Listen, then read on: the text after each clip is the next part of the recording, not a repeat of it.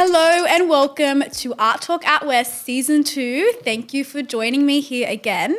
Hello and welcome to Season 2 of Art Talk Out West. My name is Charnel Rizk and I am the creator and host of Art Talk Out West. And if you are new here, I created this podcast to spotlight artists from Western Sydney and to have real and raw conversations about culture, finance, and the everyday hustle of being an artist. But before we get into all of that, first and foremost, I would like to pay my respects to the Cabral people of the Darug Nation, the Indigenous people of this land that we are on here today. And these were our first storytellers, our first creatives, the first people to be here, have a conversation, and share their knowledge, and acknowledging that we are visitors on this land here today, and acknowledging our privilege that we have to be here filming this, sharing our experience.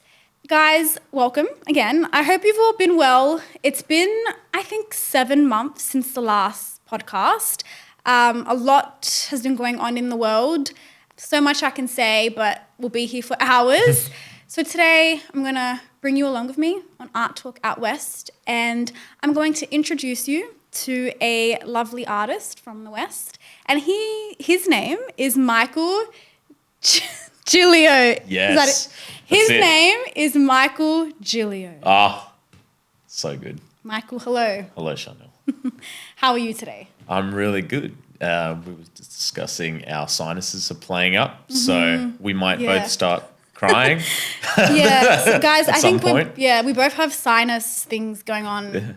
So we're not crying. We're just a bit, sinusy. Yeah. Michael, tell us who you are. Introduce yourself. Hello, my name is Michael Giglio. I'm an artist from Western Sydney. I'm an actor, filmmaker, musician, and I've been doing all this for the last 10 years or so, and I like to have fun. Good. I like that. I like to have fun. I see that in you. You're a very fun person. Well, actually, before we even get into all that, let's speak about how we met. Yeah. So we met at PYT, I think around maybe 4 or 5 years ago now. I think it was after the reading of Bina's film. Bina's film, yeah. From All Sides. From was All that Sides. the first time that I met you, or was it after I saw Actually, no. Juan's party? No. I remember when I met you. When did you meet me? It was on Bina's film set. Right. So you were the AD? I was the AD Yes, on okay. Bina's film. Yep. This was, I swear, this was like 5 years ago now, I think. I don't know. I was young. I had long hair, guys. I walk in, I was just playing an extra on the day. And I feel like you knew everyone but me. I walk in and I see this man chasing me down. He's like, who are you? Who are you? Yeah, I need to know who's on set And I was like, what's your job? And yeah, because you're doing your job. But I was like, I'm Charnel. I know Chanel. Bina. And then Bina came and gave me a big hug, and then I think you realised, okay, she's just an extra. She's just an extra. But she's someone. Yeah. She's someone, yeah. And then I realised, oh, no, he is someone. I'm just a dude. Yeah. So that's when we first met. Beautiful. And then we ended up both being in ensemble at the same time at PYT. Yes, that was a lot of fun. Yep. Oh, and by the way, guys, this podcast is brought to you by PYT Fairfield. Sponsored PYT. Everything is PYT. Thank you, PYT Fairfield, for everything. Yeah. I guess we're both artists from PYT. We've both graduated from there now. Would you describe yourself as like multidisciplinary, interdisciplinary? What word do you use? Do you use the word? I just say the word. I'm just an artist. Just an artist. Great. Just because there's so many facets. So many abbreviations. So many abbreviations. So many things we do.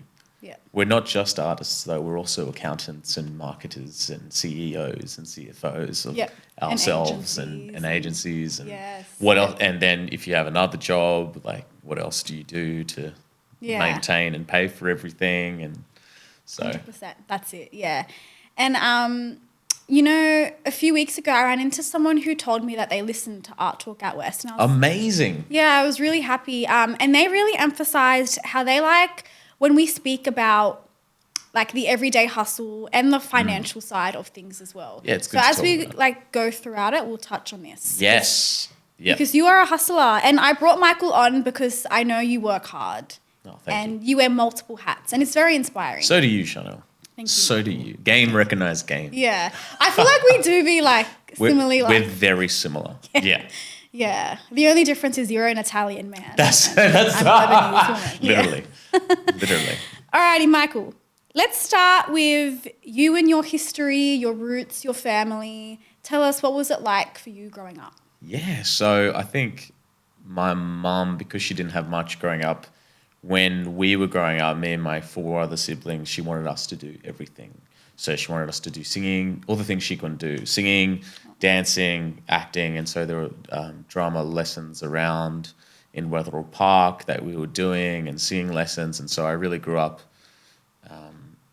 being fortunate enough to participate in the classes. And I think what helped me and what helps a lot of young people realize that they want to keep doing it is, when they find joy in the performing side of things or getting a reaction from someone or making someone laugh. Like I remember making my siblings laugh. I think my theory is, I think Shrek, doing the voices of Shrek and making people laugh with that was a gateway for a lot of artists. I think that's my theory because of just the fun and the characters, and Shrek is amazing. Shrek is love. Oh, sure. And so doing that, making people laugh via Shrek, I think that really put a lot of people in the artistic and acting pathway. That's my theory. No, I love that. Thank you for sharing that. I think your theory could be correct. Could be correct. Yeah. So what area did you grow up in? So I grew up in St. John's Park in Fairfield, which is 15 minutes Great. down the road. So he's from the area. So I'm from the area. Oh, yeah, baby. Oh, yeah. Yeah. So what was the first creative thing you did? Was it singing, dancing, acting, like when you were really young? I think it was singing. I think my mum took me to this Polish teacher who lived in Mount Pritchard, who would do the do-re-mi technique. Oh, yeah. And so it was very woo-woo and wasn't your traditional singing lessons, but it really gave kids a sense of play and a sense of curiosity towards music that wasn't conventionally you needed to sing this note and this note and this note. There were, rhymes and performing on the stage for the parents. And I think I remember that as a kid growing up and being exposed to that and just being like, oh, I can express myself and do these things without having pressure. I can have fun and sing without thinking about does this sound good or just to express. Yeah, beautiful. I love that you can express yourself. And I think that's so important for children especially. Oh, yeah. Yeah, with no it's also fun when you're doing something creative because it's like, maybe I'm just acting as someone. Like maybe you might not feel so vulnerable. Yeah. But that's another conversation. I think on that note of vulnerability, as you're growing up, I remember they were being a teacher is so important to young people because reflecting on today's conversation, there were many moments in my life where I would think about the people in my life who gave me that encouragement to say, keep going. And there were just little moments of that every now and then where someone would say, that was really great, or that was so much fun. And then they would, that bit of encouragement really, as a young person, is so important because when there's opportunities and you see that, you think, okay, that is a possibility. Maybe I can do this. And so, yeah, little pockets along the way. And when someone doesn't give you that for whatever reason, because they've got some kind of trauma or they're taking something out on you as a kid, that sticks with you. Like I remember this one guy, I was in year 11 and this teacher, I was just humming a tune to myself. I was in the bathroom and this teacher heard me singing or some older man was like, you shouldn't do that. You shouldn't sing. And that just stayed with me. I'm like, who are you, bro? What's your problem? But that stings, and it stings. That stays with you. I understand. I'm so sorry you experienced that. But I love this. Yeah, let's keep discussing this. It stays with you and it stings and it does some psychological impact. Yeah, it does. It does. And not to sound dramatic, but it's true. I've had similar experiences. When I was maybe around, I think 16, I started a Charnel Sings Instagram page. That's beautiful. And I would post okay, is it still out there? No. Oh, damn. I was going to go find it. And I would post covers and Beautiful. whatnot. Yeah. And, you know, it had like 50 followers, my friends and family. Mm. But then you'd get like a random troll. Yeah. Never do this again. Yeah. This is horrible. Yeah. And Stays with you. it stayed. Like, to this day, like, I can remember the usernames. Yeah. How old were you? 16. 16, Yeah. It hurts. And I've discussed this like previously on Art Talk Out West. I also did a whole fringe show about it, but like that kind of led to a lot of my performance anxiety early on. Yeah. So it stings, it hurts. Be nice. Obviously, feedback is so important. Yeah, yeah. But not in that, like not that way. When you're criticizing someone to put your opinion on them to show that you are superior to them, to put your power over them, that's like icky. And that's also something that makes you feel yuck. And I think, you know, art and expression, especially from a young age, you need to have a safe space to develop it and find it and see what works for you and what is good. And as you get older, I don't think that process goes away. Like, I still find myself failing or sucking or being bad or whatever, but I give myself the grace to be like, okay, you know, I'm new at this, or this is something I haven't tried or hasn't been done before. Let's let it breathe and see where it goes. And I'm talking about in the sense of like writing music or writing the script that I'm working on, or even when I'm acting, like trying different choices to see what works and having that sense of play and giving yourself the grace to be like, you know what, I'm going to let myself suck. It doesn't have to be perfect because we're just playing around. We're just seeing what works. And so I think doing that throughout until now. But when you're a kid, you don't have that sense of protection for yourself where you can be like, oh, I'm just playing. You're still trying to figure it out. And so when someone says something that's negative, it's like the end of the world. But it gets better. It gets better. Just keep going. Don't listen to the haters. Don't listen to them. No, I'm giving you a clap because thank you. You just explained that really well. Yeah. And it's so true what you said. It never does go away. No. And my thing is, we're always all learning. Yeah. It doesn't matter how old you are, we're always learning. But this is something I feel like a lot of us struggle to digest because I think ego kind of gets in the way. Yes. Yeah. Yeah. But I can see this in yourself, and this is something that I've had to learn over the last few years, just accepting that the first time I do something, it's not going to be perfect. No, it's going to suck. It's going to suck, yeah. It might be amazing. Yeah. But it probably will suck. Yeah. And you might need like support around you. You might need someone to guide you, someone to teach you something, and that is okay. So yeah, thank you for that. And I just feel like with a lot of the conversations I've had with adults specifically who might be creatives or whatnot, or haven't even started their creative journey, because a lot of the time they're telling me, well, I'm just not amazing at it, or it's not going to be perfect the first time I do it. And I get so angry. Yeah. And I can't keep talking because it just makes me angry. Do you know what I mean? Do you have anything to say on that? When you see someone who's just like I don't want to start that because I'll suck at it. Yeah, and I think you have to be willing to fail. Yes. And acknowledge that it probably will fail. And people, as you said, ego, people don't want to seem to be failing because of, you know, family reasons or financial reasons or their opinion of themselves.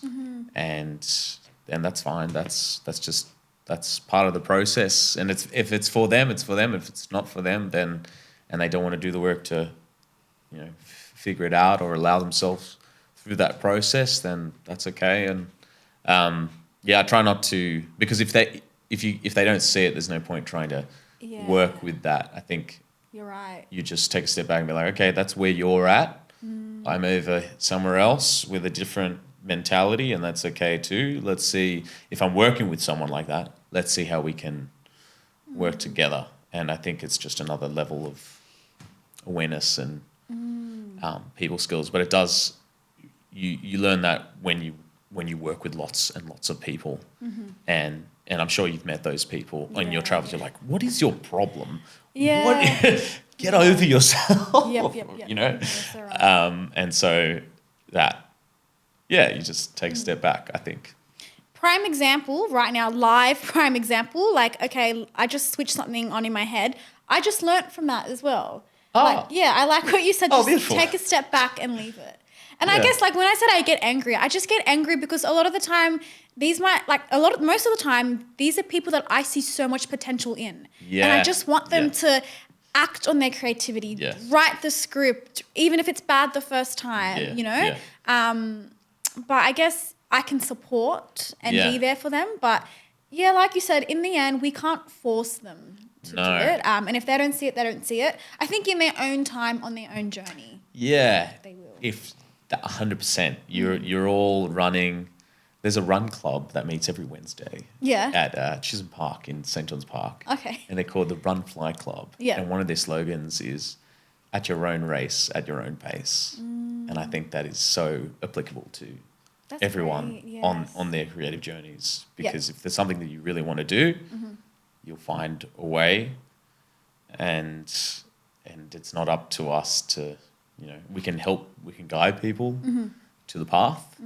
But if they're not open to it, then that's on them. Yeah. No, that's, really wise. Thank you for sharing that. That reminds me, my Pilates teacher says, your class, your body. Yeah. I'm like, you know what? You're right. Yep. It is my body. Amen. Amen. Something I want to talk to you about, and I feel like this is the nice segue for it. Yes. And if you're not comfortable discussing this, we don't have to. No, please, yeah. But I've been seeing that you've been on your fitness journey. Oh, yes. And Yes, I have. Yeah, it's been really inspiring. And I have this like little mindset, and I don't know if it's going to make sense, but I feel like as artists, we also have to be athletes. Yeah. I'm not saying that you've got to go and weightlift in the Olympics. No. I'm not saying that, but I just feel like it benefits us to operate similar to athletes. Yeah. So it's that discipline, routine, and just well done. I've been watching your progress on Instagram. Thank you. Go off. But what have you learnt from that? And has that taught you anything that you can kind of use in your artistry or in your own career? What has it been like? 100%. 100%. I think, yes, I think on that note of athletes, because athletes have a high-functioning success mindset where you want to win the gold medal. And for us, what is our gold medal? Up to the individual to be like, what is your gold medal? What do you see as success, et cetera, et cetera. But I think I'm working with a trainer. I'm going to shout him out, Daniel the Lab. He's the WOG trainer. I've seen him. He's awesome. Yeah. He's awesome because he understands the cultural sensitivities of WOGs who eat a lot every weekend because you have a family function. And so he gives you tools to navigate those family functions without having to say, no, I'm not eating nonna. No, I don't want your pasta. Go, eat your nonna's pasta. Eat the meatballs. I just want to shout out olive oil. Olive oil, you're full of so many calories, but just shout out olive oil. Shout out olive oil. I've had to. Olive oil is like one of the first things that anyway. Okay, that's a whole nother podcast about olive oil. I'm not qualified in that field. No. You are. You have. Anyone is. But the fitness journey, and it's a lifestyle shift, which is one of the things that I really admire about Daniel. He's talking about you have to make small choices that affect your long-term goals, which is the same with. There's a book that I just read called The Atomic Habits, which is about improving 1% every day. And so when you, for me personally, everyone's fitness journey is their own fitness journey. I believe you have your whole life to figure out your fitness journey, whatever works for you, whatever, there's 12-week programs that people sell because they're trying to make money and, you want to feel good and see results in 12 weeks, and that's fine. That's up to you and your journey. And for me, what I love about the program that I've done is, for me, I see it as a lifetime journey where I pick up habits. I have to develop. I have to fail. I have to suck at not adding olive oil, or eating too much peanut butter, or having those moments.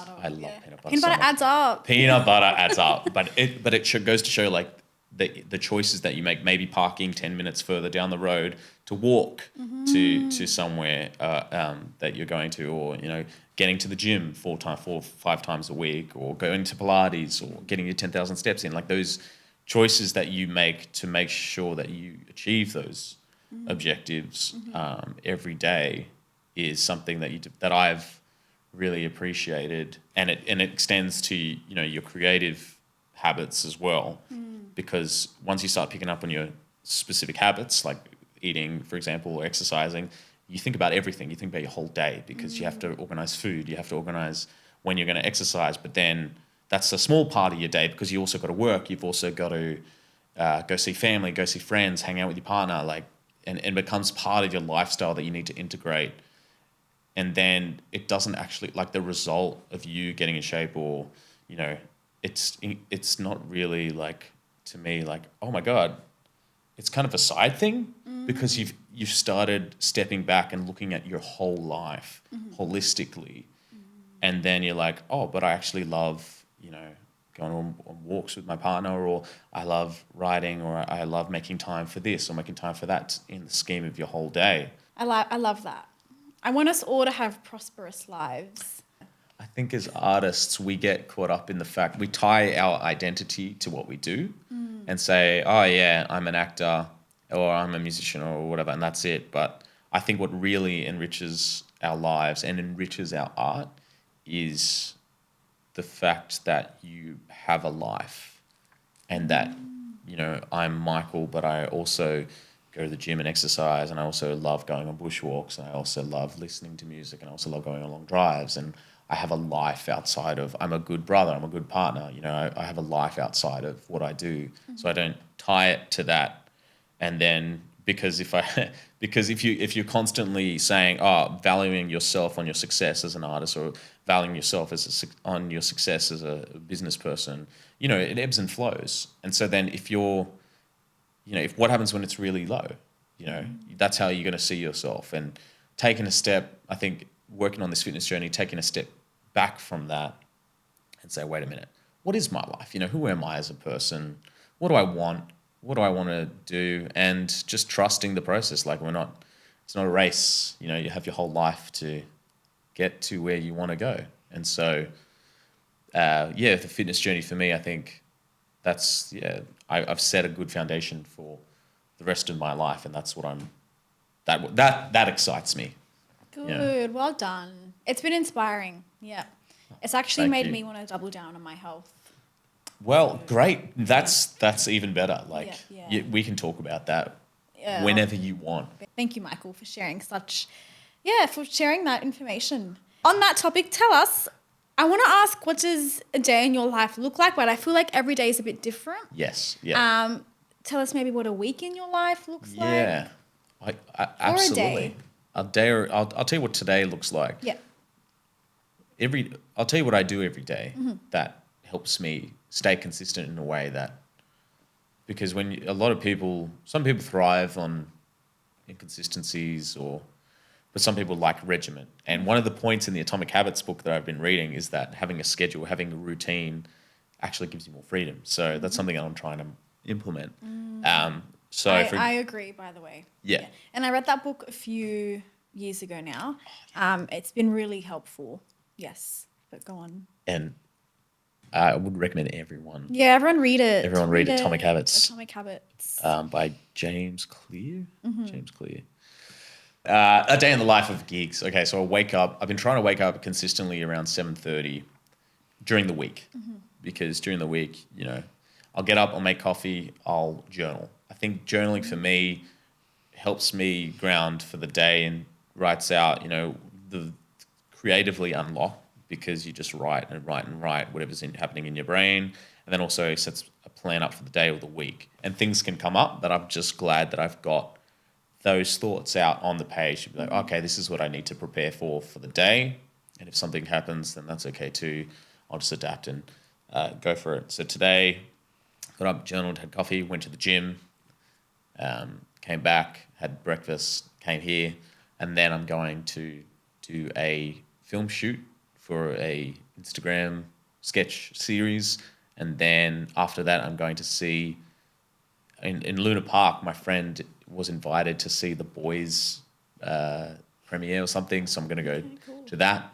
And that happened yesterday. That things when you have lots of people in your life from different areas, things just come up. And you're just like, oh yeah, let's roll with it, or no, thank you.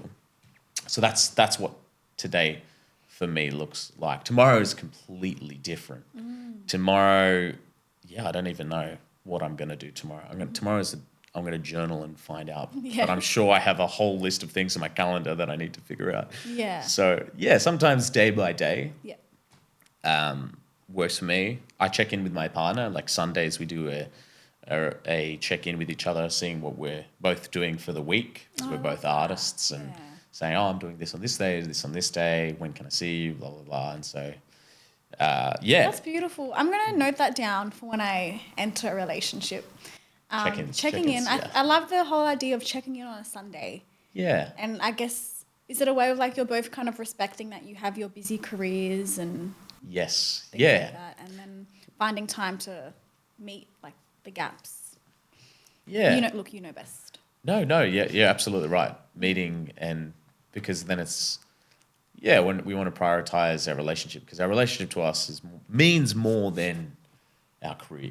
At the end of the day, like what's life about? I don't know. Yeah, no, that's true. You I know? mean, what is life without love? What is life without love? And having a strong foundation, having family, or depends your sense of community, whatever your foundation is. Yeah. Before your work, I think. 100%. Yeah, that's beautiful. I had a friend sometime last year. He was telling me, so he's an artist as well, and I think as artists, we set these goals for ourselves, or anyone with a career sets these career goals for themselves, their financial goals for themselves, which is good. And I think, helps us stay on track and keeps us disciplined. But then he said that he started also just incorporating personal goals for himself. Oh, yeah. So like he would write down that he wanted to really just enjoy this day with his mum, or he wanted to feel this sometime by this month. Yep. That's what I'm talking about. That's exactly what I'm talking about. Yeah, because at the end of the day, we are all human. We're human beings. Yeah. And we can't, like, if we operate like robots, we're going to crash out. Yeah. Well, then it's like, and then what? Like, so what? You woke up at 5 a.m. and did a spreadsheet, or did this was super efficient, and then you're tired. Or something, you crash and burn. You can't do that. Like, what's sustainable for you? Exactly. What's life worth? What do you love about life? What do you love about your life? Yeah, and there's nothing wrong with being efficient, but if we look at the bigger picture, what is the community around you? What is the love around you? And I think also, like, if we bring it back to being artists, I think when we are just human and living life as humans, like as we experience just being, I think helps foster your creativity. Yeah, absolutely. And resting. I'm yes. getting really good at resting. Yeah, tell us, how are you getting good at resting? There will be some afternoons, Sundays or Wednesdays, or even a whole week where I'm just like, you know what? Me and my partner will go to Byron for a week and just sit by a pool and just sit by the sun, drink cocktails and sleep and read. I love that. Or we'll just spend an afternoon playing cards in bed, or reading, or watching a TV show, just to like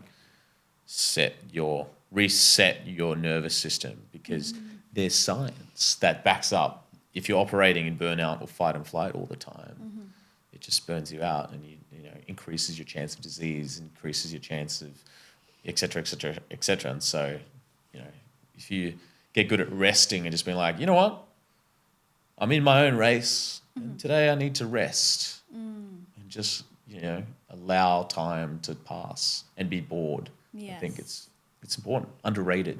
Yeah, so right. That's still something I'm always still learning to do. Me too, definitely me too. Yeah.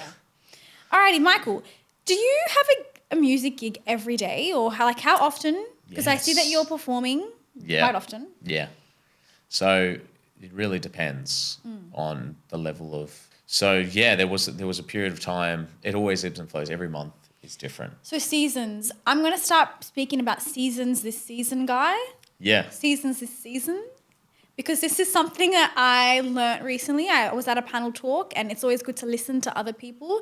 And this lady, she was a midwife, and she spoke about how everything is about seasons. Life comes in seasons, you know. Sometimes it's this season, sometimes it's that season, with everything going on in life. So seasons. Seasons. Oh, yeah. It depends on the season. It depends, and a lot of that is out of your control. And so let's talk logistics for a second. Yeah. I have a couple of music agents that I'll message and they'll offer me work week by week. And I don't have a contract with them exclusively, so I'm very open to go around whatever I show around. And then there's my own network who also message me, and then there's people who find me on the internet. I'm like, oh yeah, this guy looks cool. Let's get him to sing at our 60th birthday party in a backyard in Wilberforce, which is happening this Saturday. Okay, great. Can we buy tickets? No, to you can't. Okay. No. I love, So it varies week for week. But this past weekend I had one gig, and I think it was because if I don't actively pursue it, because I was for January and February I was in Adelaide doing Fringe, and March I was doing Fringe and stuff. So that took up my time and my priority and my creative spirit and my logistics. And so this month and next month are a little bit on the leaner side of the gigs, which I think gives me an opportunity to look at I see it as an opportunity to look at my other stuff, my other artistic stuff. Yeah, I'm the same. Yep, I get you. It's like, and I think we can both relate to this. It's like maybe we go through a period where we don't have a lot of acting gigs lined up. That's okay. We view that as a time to maybe focus on our music. Yeah. Yep. So thank you for sharing that. No. All right, let's get into the work you've done because there's a lot. Do you want to tell us about your Fringe show? I'd love to. Go for it. So it was That's Me in the Corner, something I developed with PYT in 2025. Thank you, PYT, for giving me that opportunity for Fringe. It's been amazing. And so I developed this show with Ben and... Ben who? Benjamin La. Benjamin La. Benjamin La. Because our listeners, not everyone has the pleasure of knowing Ben personally. No, it's good to identify the human beings. Benjamin La, love you, bro. He would literally, come over and just watch me rant or play a song, and he'd be like, that was crap, or let's try something else, or let's workshop that, which means that's crap, or let's try something else. And so that was an amazing process. And then taking it to Fringe, which was at PYT, having 4 shows, having friends and family from the inner west to Western Sydney, come from Adelaide. People came to see my show, which was amazing. And I was like, okay, I think there might be something here to keep actively pursuing. And so Adelaide Fringe was coming up in February, and I was like, and Newcastle Fringe was coming up in March, and I was like, all right, let's just try it and see what happens, YOLO. And I'm very, very lucky and fortunate that my grandparents live in Adelaide, so I could stay with them rent free. And lovely. It was amazing. It was really beautiful. How good's that, staying with your grandparents? Yeah. Aww. And my nonna would he'd make me coffee like every morning, like That's Cafe the Sierra. best. It was amazing. It was incredible. It was a dream. Yeah. And so if there were days where I'm like, I don't have any tickets sold, I'm like, I'm living the dream. Shut up, man. Like, this is so good just to be here. And financially, like, talk about financials for a bit. Like, that Adelaide Fringe for me maybe wasn't financially successful on the successful side in terms of like making money, but it was fine because of the connections that I made. I never had to cancel a show, so I always had audience members, which was another thing. Like, people came that I had no idea who they were, which was like, oh, okay, maybe there is something here, and they were connecting with it. And so that gave me hope to keep going and be like, all right, just trust what you're doing, trust the work is good, and meet people, go to the artist bar, go networking, man. Networking. Adelaide Fringe was an incredible opportunity to network because you had people from all over the world come and put on a show.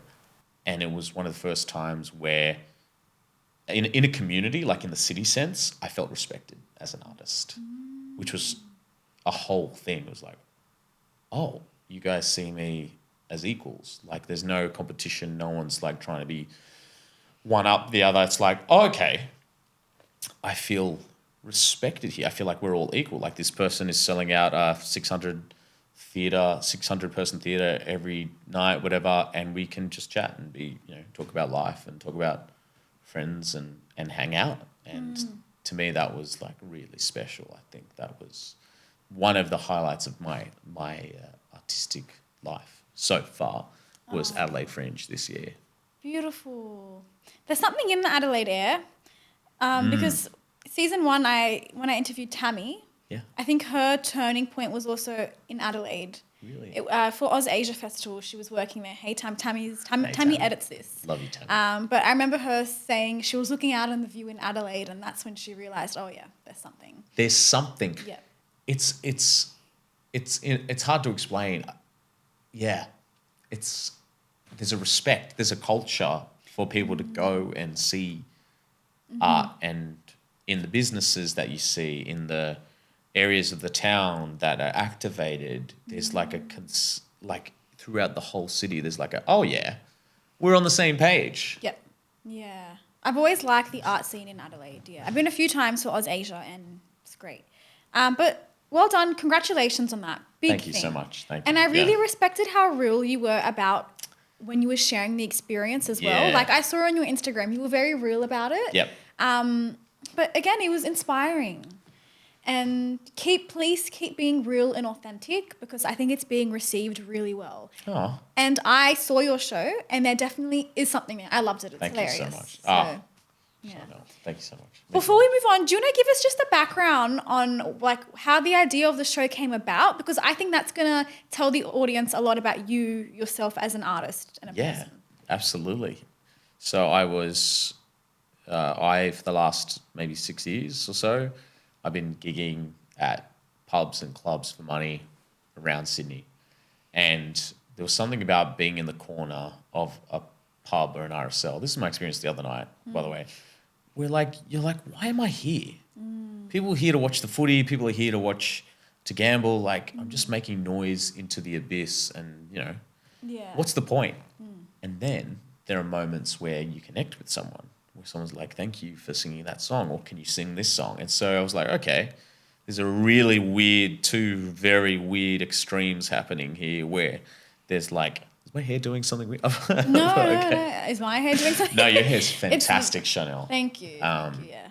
And so there's, yeah, I know, I'm perfect. Like the air today, So, my eyes are running. Yeah, my nose is running. The hair is hairing. The hair is just like, choo. Sorry, I got distracted. What was I saying? I was talking about being you either really disinterested and like hating you or like crying. Two extremes. Literally. And That's I'm like, what art does. You're either indifferent or like you're all about it. And so I'm like, there's something here. And then the storyteller in me is like, okay.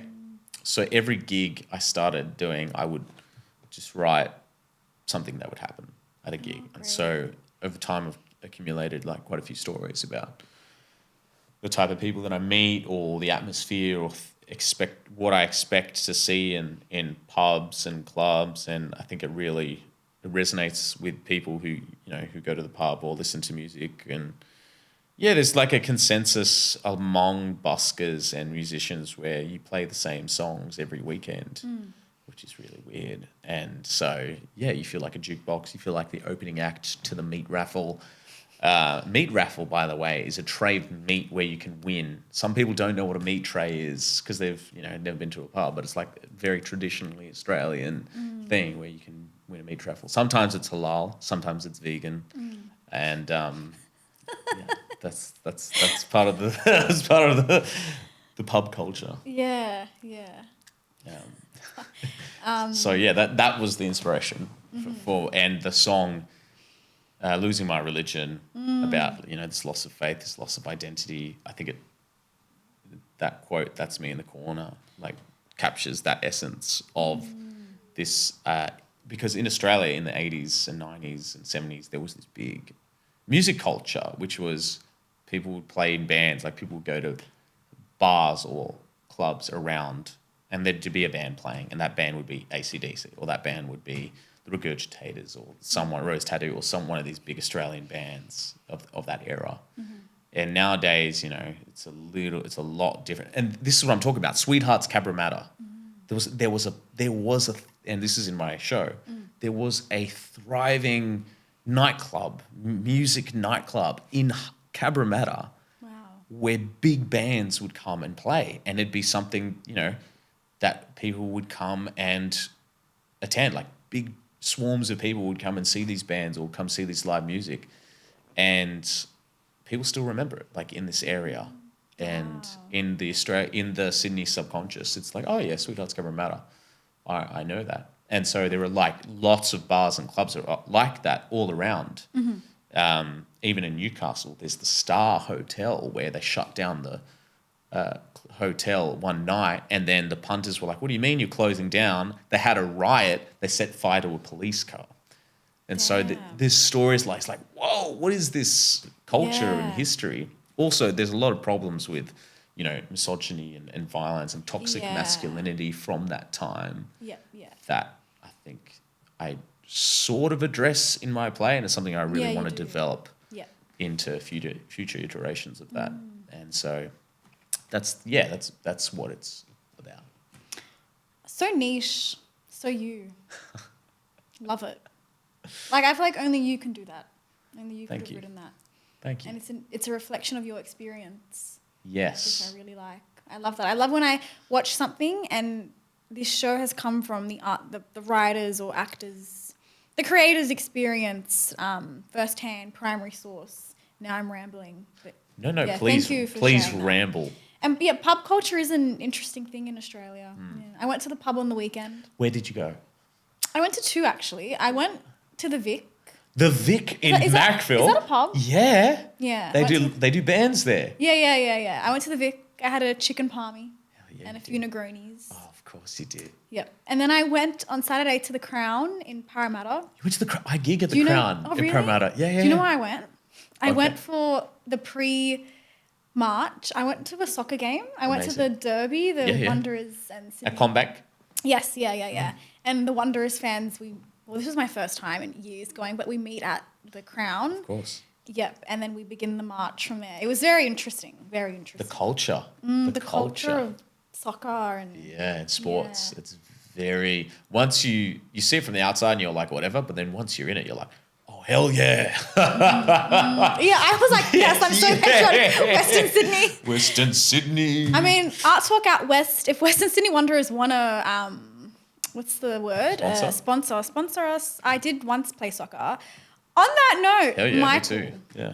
Did you play soccer? I did. For 10 years I played soccer for Mounties at Mount Pritchard. Wow. I played for Marylands FC. Oh, yeah. Cool. I think we were different districts. Yep. So I'm just interesting because, you come from an Italian family in St. John's. Is soccer a big thing? Oh, yeah. My parents, three of my sisters play soccer. My dad coaches and is part of the... oh, no way.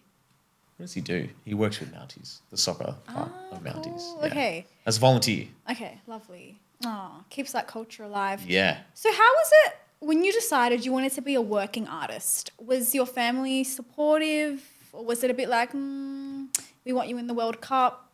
Maybe this is really stereotypical. Yeah. Families, a lot of artists. I listen to a lot of artist podcasts, and a lot of the artists, they had started out as athletes, or sports people. Yep. And then they get into the arts because of injury or whatever, for whatever reason, because they realise there's something that happens that sets them back, and they realise they are quite sensitive to the world around them. And I think that sensitivity is a superpower for artists that we have, where it's an awareness of other people, of stories, of experiences, of history, everything that you're doing, which is amazing. People connect with that, and they realize, oh, wait a minute, and they still have that athlete mindset, which is discipline, gold medal objectives, and then they develop from there. You know, they grow that. They're like, oh, I can do this, whatever. Yeah. And so I think my family were always, had seen that I wanted it. And so they were like, okay. Mm-hmm. In high school, in year 11 and 12, at the high school that I was going to down the road, they weren't offering drama or music for year 11 and 12. Or if they were, it was... No, they weren't offering drama for year 11 and 12, and their music program, there was like 4 or 5 people going to be doing it. I'm like, I can't do this. And so I had done this workshop in the city where I'd met someone from Newtown High School of Performing Arts. I'm like, what is this school? What is that school? I had no idea what this was. School, yeah. And then they were super talented. Yeah. And I went, and so I did some research. I'm like, this feels like perfect for me, because you go to an area where people respect the arts.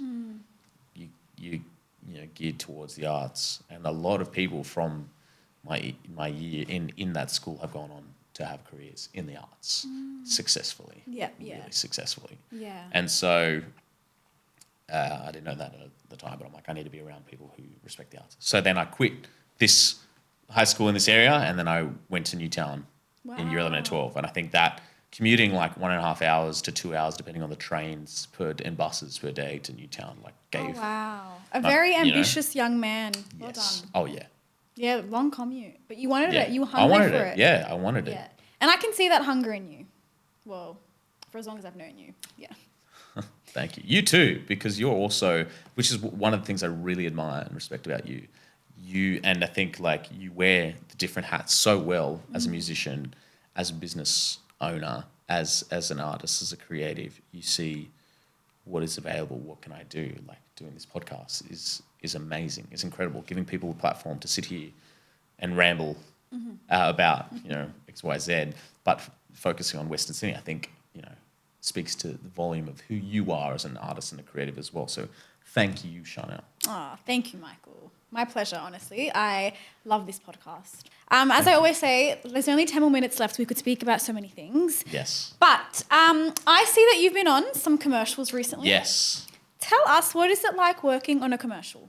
It's so cool. I think there's some actors, traditionally trained actors, like, oh, I have to audition for a commercial, blah, blah, blah. And so there's like a negative, you know, attitude towards commercials. But at the end of the day, you're getting paid thousands of dollars to be on set. You get to work with professional cast and crew, and also the directors that direct the commercials are also directing TV shows, they're also directing movies. So you become part of the industry doing these commercials. And so it was really exciting. It's awesome to be on set, because you're like, oh my God, I made it, you know. You know what I mean? You see the rigs, you see the cranes, you see the cameras, you see like 50, 100 people on set. People are fussing over you because you have to be at this place, you have to have your hair done a certain way. They really fuss over the hair. The hair is very important.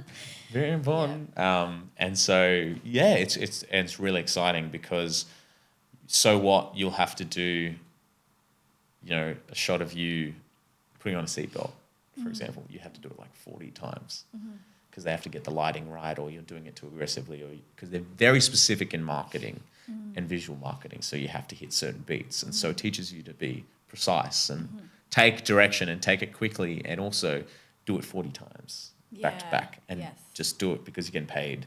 Don't complain, which is like, I think people who complain on commercial sets, some actors I've seen, I'm like, dude, why you're getting paid ridiculous amounts of money. People would kill to be in this position. Just do your job, you know. Yeah.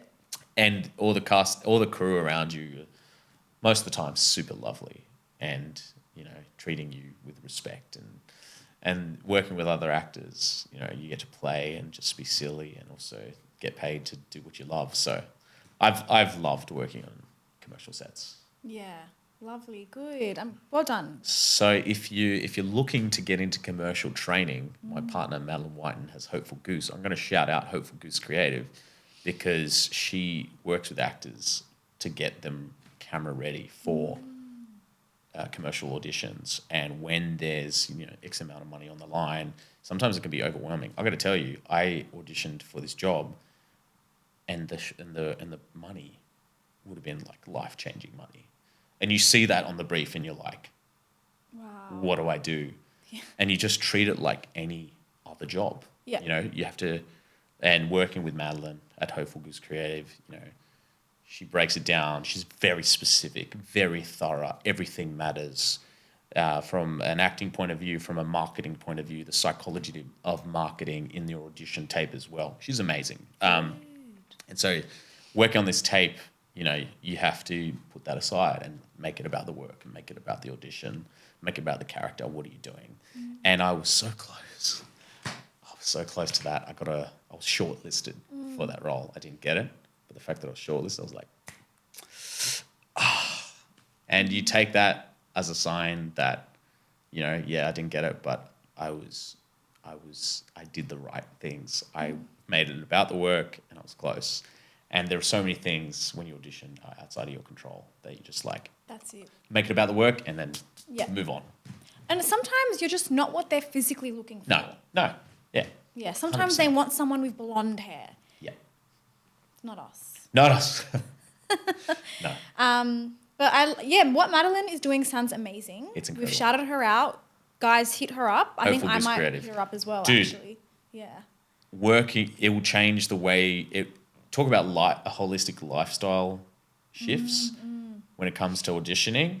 Working with her instantly change your perspective. It's amazing. Yeah, great. Because I think when it does come to auditioning, we can all get a bit lost, especially if you're like trying to film it by yourself at home and you've set up this thing or your mum's holding the camera and it's just messy. It can be. And so working with Madeline really helps you demystify the process and get comfortable doing that, because when you're uncomfortable on camera, you can't hide. Yeah. People see it. Yeah. People see it. Don't they, Tammy? All right, Michael, tell us about your band. My band. Okay, so my band's called St. John's Park. We're an indie rock band, you know, with blues rock influences, based in Blacktown, based in Windsor, based in Fairfield. And so we meet up together in Rouse Hill and we rehearse. And we've got some music coming out soon. You can find us on Spotify, our latest release, Midnight Strangers on Spotify, or Tidal, better audio quality, or Hard to Love. Hard to Love, we actually filmed on top of the Fairfield car park with Tammy and Ben. Shout out Tammy and Ben and Andrew. And also Demi. Thank you so much, Demi, for working on that and editing that and shooting the other half of that, which was in Woolloomooloo. Wow. So we shot that in Fairfield and Woolloomooloo, and I think it's beautiful. Check it out on YouTube. It sounds like you've got a great group of networks as well. Networking, man. Networking. So important. Yeah. Yeah. I'll get into a networking rant in a second. Yeah, go for it. I mean, I'll just say Tammy, Ben, and Andrew Please say also did my one of my music videos, Own My Only. So networking, we're all a family. They're amazing. They're amazing. They're amazing. If you need them and you can't find them, just message me on Instagram or whatever, or Michael. Yep. And we'll send you their details. Tammy at My Tiger Productions on Instagram. Yeah. Who's also editing this? Who's also, thank you, Tammy. We have a few more minutes left to get into your rant, and then and then give us some words of advice for. I want it to be specifically for maybe young males who want to enter the creative world but might be a bit hesitant, because I think them seeing you as I would say successful artist. Thank you so much. And growing every day. That's really kind of you to say. My pleasure. I think I might cry just hearing you say that. Real tears. You not too. The sinus. You too. Thank you. You are successful, and everything you've done has been really successful. And I firmly believe we just keep doing what we're doing, and the success will grow. That's it. Trust your process. Trust the process, yeah. Networking. So, wait, networking or advice? I mean, did you want to say anything on networking before we finish on advice? I think it's tied. I think it's related. Yeah. I think it's related. So my advice to young people, young men or young people who want to get into the arts or kind of dabbling and not sure, I'd say try it. Try it, fail, be successful, give yourself permission to just try things, Talk to people. I think in real life, Talk to people in real life. I think love that. In real life. in real life, not online, not Yeah, on, no more. you know, because No more DMs in your requests. no DMs. Like, Seriously. yeah. And if you are going to DM, maybe, hi, how are you? Hi. Introduction. This is part of the networking. Yeah. So treating people with respect when you're networking, when you're meeting someone and you want something from them. People can tell when you want something from them. Mm-hmm. And so when you talk to someone and you're be curious about other people. Be curious about yourself. Be open to your identity, who you are. Talk to, the women in your life. Listen to what they have to say. Listen to what they have to say. And, talk to the women in your life. Listen to what they have to say. I'm going to quote that and make it into something. You do it. Absolutely. And understand. I think people, especially young men, there's like a pressure or like an absence of sensitivity. There's a rejection or repression of the feminine parts of your energy where you're like, that's weak. I can't be like that. I need to be strong. I need to, you don't have to. You can just let that go and be open to what else is possible outside of that version of masculinity that you're like, oh, I need to be this. And you will, one step closer to making the world a better place because, all the crap that's happening in the world, who's in charge? Men, So be better. Be better. Be better. Talk to people. Be open and sensitive and don't be afraid to fail. Thank you, Michael. That's one thing I've always really admired about you, to be honest. How you seemed quite comfortable being vulnerable and showing different parts of yourself. It's uncomfortable to be vulnerable. It's because you can't hide. And the more you do it, the more you're honest. It's not that you get used to it, but it's like a muscle in the gym where you're like, oh, okay, there's that side of myself. Okay, let's sit with that and see what that is. Instead of, oh, no. Yeah, I get you. I don't know how else to explain that. No, I like that. That was a visual explanation of it. Yeah, you're an actor. Yeah. Michael, thank you so much for your lovely time and words and stories that you've shared with us. Thank you so much for having me on board.